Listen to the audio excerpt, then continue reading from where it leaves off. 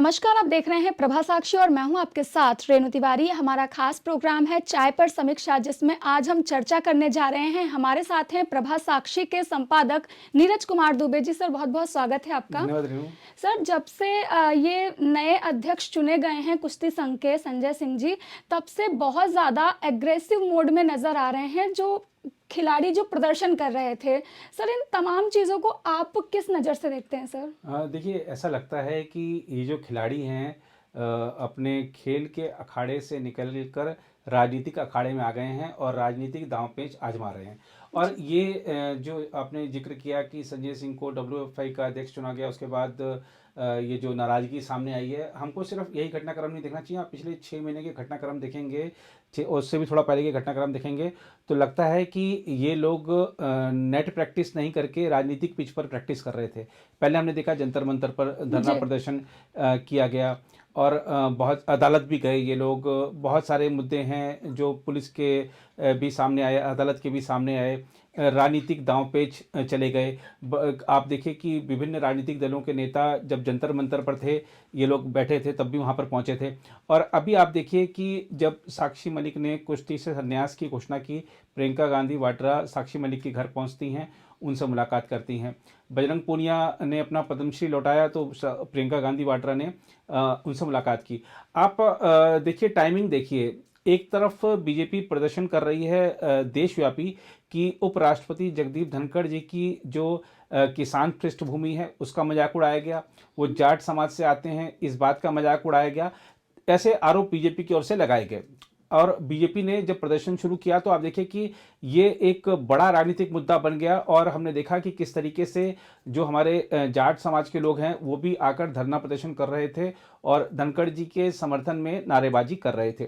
लेकिन उस मुद्दे को काटने के लिए जो कांग्रेस या जो इंडिया गठबंधन के दल के जो नेता हैं, जिनके की खास तौर पर साक्षी मलिक या बजरंग पूनिया जिनके आजकल ज़्यादा इर्द गिर्द देखे जाते हैं, तो आप देखिए कि अचानक से साक्षी मलिक रोते हुए कुश्ती छोड़ने का ऐलान करती हैं, दौड़ते हुए चली जाती हैं और वो जो मुद्दा था जगदीप धनखड़ जी वाला वो एकदम गायब हो जाता है, वो सुर्खियों से गायब हो जाता है। साक्षी मलिक वाला मुद्दा हावी हो जाता है क्योंकि वो भी उसी समाज से आती हैं। तो मुद्दा ये आ जाता है कि आपको जब धनखड़ जी के सम्मान की चिंता है तो आप एक बेटी के सम्मान की चिंता क्यों नहीं कर रहे। तो इस तरीके की बातें सामने आती हैं।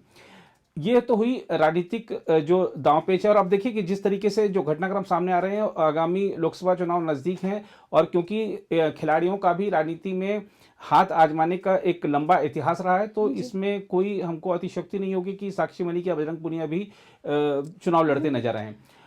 एक चीज़ इसमें हमारे को और देखने वाली बात है कि ये जो भी घटनाक्रम हुआ है, साक्षी मलिक ने कहा कि एक अमुक व्यक्ति को अध्यक्ष चुन लिया गया और चूंकि वो ब्रजभूषण शरण सिंह का करीबी है इसलिए मैं कुश्ती छोड़ रही हूँ। ये देखिए, ये जो प्रतिरोध का ये जो कारण है ना, ये कारण इसको कह सकते हैं, इसका कोई आधार नहीं है। अगर निर्वाचन में कहीं, निर्वाचन की प्रक्रिया में अगर कहीं कोई खामी है, उसमें कोई गड़बड़ हुई है, तो आप उस पर सवाल उठा सकते हैं। कोई व्यक्ति अगर मान लीजिए आज चुन लिया गया है तो आपने उस पूरे जो निर्वाचक मंडल, जो मतदाता हैं उस चुनाव में, आपने उनके जो निर्णय थे आपने उन पर सवाल उठा दिया कि आपने उसको क्यों चुन लिया। और किसी ने किसी को क्यों चुन लिया ये एक अलग विषय है। अब मान लीजिए कि अभी आज एक व्यक्ति को चुन लिया जाता है, मेरा उससे मैं उसको मानता नहीं हूँ या मेरा उससे प्रतिरोध है, तो मैं इसलिए सब कुछ नहीं छोड़ सकता ना। उसको मतदाताओं ने चुना है, उसके वो उनके जनप्रतिनिधि हैं या जिस भी पद के लिए चुने गए हैं तो उनके प्रतिनिधि हैं वो, तो उसमें उनका मतदाताओं का जो निर्णय है उसको स्वीकार करना चाहिए। कोई किसी का भी करीबी हो सकता है। मान लीजिए कि आप आज कह रहे हैं कि ये तो ब्रजभूषण शरण सिंह का करीबी है, कल को कह सकते हैं वो शी जिनपिंग का करीबी है, तो ये किसी का करीबी है, इस वजह से वो उस पद का दावेदार नहीं हो सकता। ऐसा कहीं कहीं कोई नियम कानून नहीं है ऐसा, है ना। निर्वाचक जो हमारे मतदाता थे, आप देखिए उन्होंने पूरी प्रक्रिया का पालन करके चुनाव हुआ, तो उस प्रक्रिया में खामी है तो आप उस पर आधार करिए कि नहीं, देखिए ये बिल्कुल गलत तरीके से निर्णय हुआ है या हमारे लोगों को अध्यक्ष पद का नामांकन नहीं भरने दिया। तो जो प्रक्रियागत अगर कहीं गलतियां हैं तो आप उस पर सवाल उठाइए। कोई अध्यक्ष चुन लिया गया, इस पर आप सवाल नहीं उठा सकते हैं। आप चैलेंज करिए, कोर्ट में जाइए, आपके पास सारे विकल्प हैं। लेकिन आपने जो ड्रामा किया वो सब राजनीतिक ड्रामा है। हम बात करते हैं बजरंग पूनिया की। देखिए, बजरंग पूनिया ने जाके अपना पद्मश्री एक पत्र के ऊपर रखकर वो आ गए। मैं समझता हूँ कि इससे दुर्भाग्यपूर्ण स्थिति कुछ और नहीं हो सकती है, क्योंकि पद्मश्री कोई सामान्य सम्मान नहीं है।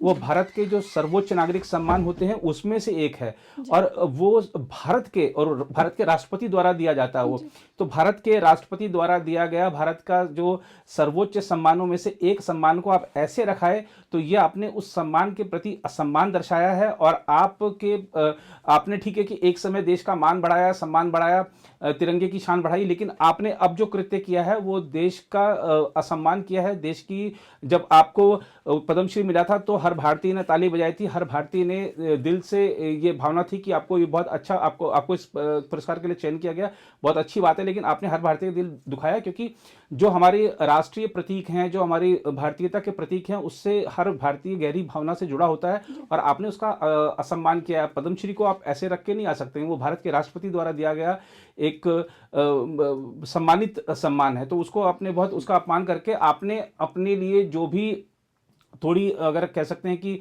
सहानुभूति थी, वो तो खो दी है। जी, एक तो ये मुद्दा हुआ।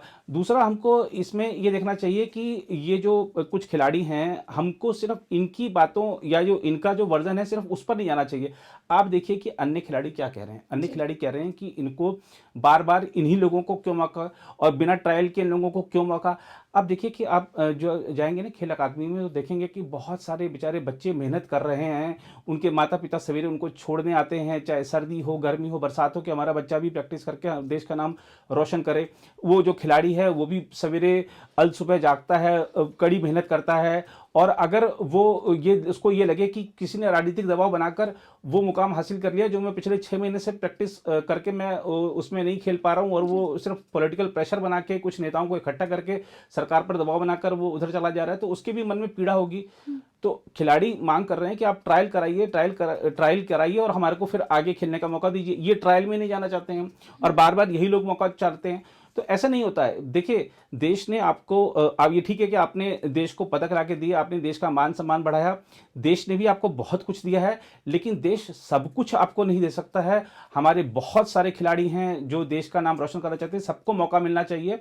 ये जो अधिकार है देश का सम्मान बढ़ाने का, ये सभी को मिलना चाहिए। तो हुँ, वो मुझे लगता है कि ये जो पॉलिटिकल प्रेशर बनाया जा रहा है, ये एक ड्रामा है। और दूसरा, ये अपनी राजनीतिक पिच तैयार की जा रही है, और खासतौर पे कुछ नेता जिस तरीके से साक्षी मलिक और बजरंग पुनिया के साथ खड़े हुए हैं, इससे साफ प्रदर्शित हो गया है कि ये सारा का सारा टाइमिंग देखिए आप। मैंने आपको बताया कि जगदीप धनखड़ जी का मुद्दा चल रहा था, ठीक उसी दिन आता है मुद्दा, और ये जिस तरह से मुलाकातें हुई हैं, इससे साफ प्रदर्शित हो जाता है कि इस पूरे ड्रामे के रचयिता कौन है। जी।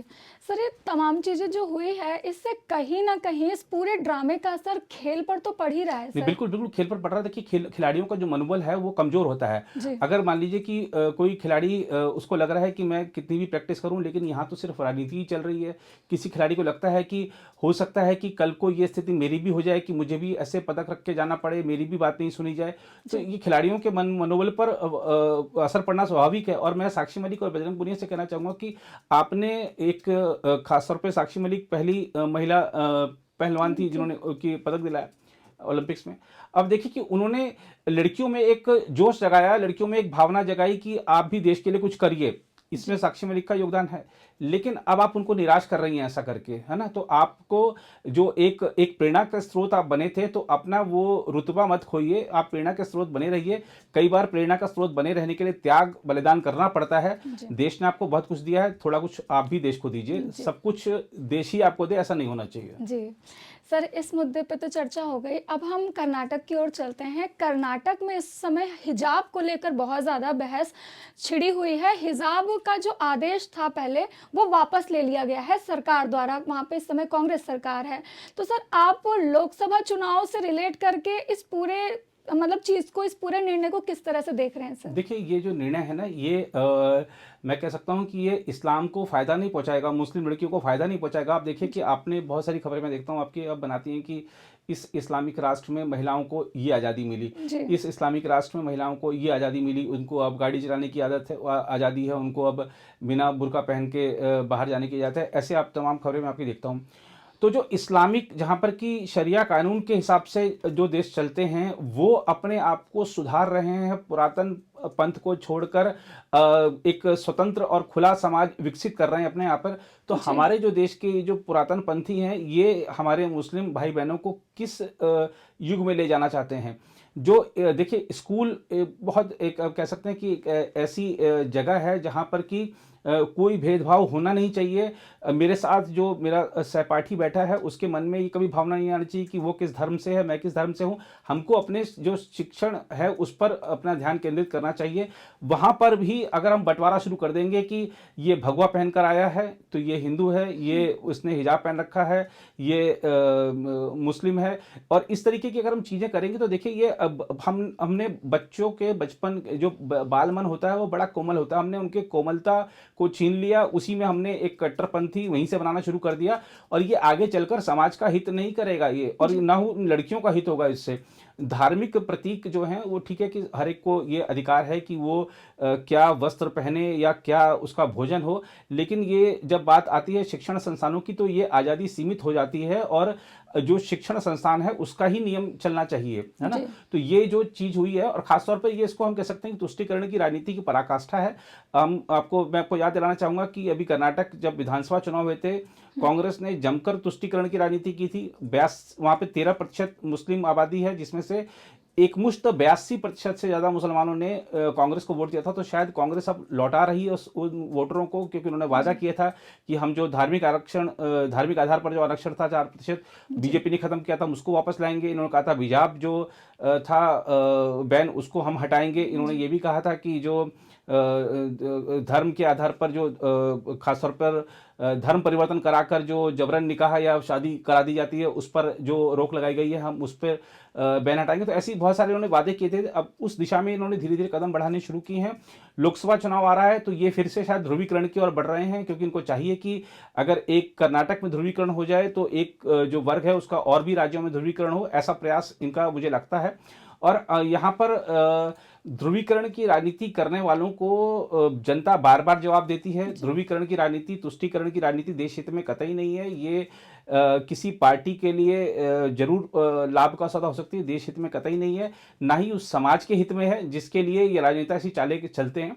तो हिजाब पहनकर ठीक है, आपको अब अधिकार मिल गया है, लेकिन हमको देखना चाहिए कि कर्नाटक सरकार थोड़ा सा रुक जाती और उच्चतम न्यायालय ने जो वृहद पीठ बनाई थी उसका निर्णय आ जाने देती, क्योंकि खंडित जनादेश आया था, हम सभी जानते हैं इस मुद्दे पर। तो वृहद पीठ का आदेश आने तक रोका जा सकता है। लेकिन जो चुनाव आ रहे हैं ना, जैसा आपने जिक्र किया था, चुनाव आ रहे हैं तो जो नेताओं की जो वोट बटोरने की और खासतौर पर वोट बैंक की राजनीति की जो उनकी एक लालच होता है ना, वो उनको उनका अपने आप को रोके नहीं रोक पा रहे हैं। तो ये ऐसे हम निर्णय हो सकता है कि आने वाले दिनों में और बढ़ें। जी सर, आपका बहुत बहुत धन्यवाद इन तमाम जानकारी के लिए। ऐसे ही लेटेस्ट अपडेट के लिए, देश दुनिया की तमाम खबरों के लिए आप बने रहें प्रभा साक्षी के साथ। अगर आप भी लेना चाहते हैं देश दुनिया की तमाम जानकारी तो आज ही सब्सक्राइब करें हमारे चैनल को। साथ ही नीचे दिए बेल आइकन को जरूर दबाएं ताकि हर अपडेट आप तक पहुंच सके।